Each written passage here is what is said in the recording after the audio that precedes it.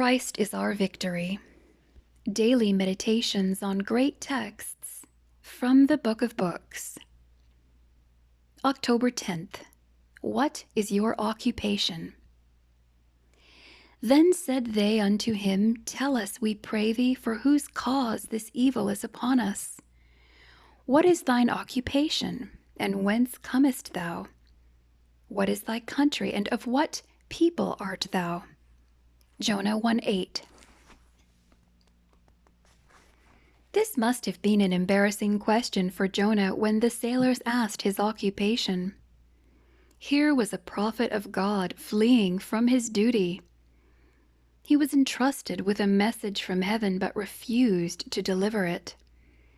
Had he been obedient to his call, the world would have known his occupation. Do men need to ask what our occupation is, or do they know by our life and conversation that we are heralds of the King? Whenever men met Jesus, they knew he had come from heaven with a special message. Whatever he did contributed to his mission. His work was not restricted to any time or place.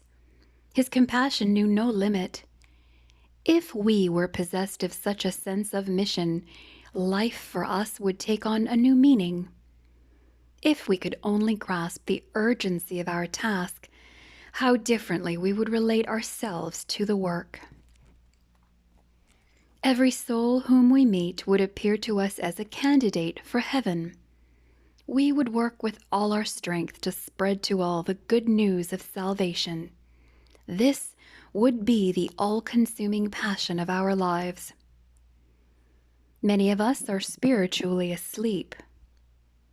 What is more incongruent than a sleeping army? When we should be alert and on guard, we are overcome by apathy. We feel no responsibility for the outcome of the great contest. The adversary has lulled us to sleep in this time of crisis. We must awake and arise, because soon it will be too late to work. When William Carey was asked what was his business, he replied, "To preach the gospel. I repair shoes, however, to pay expenses."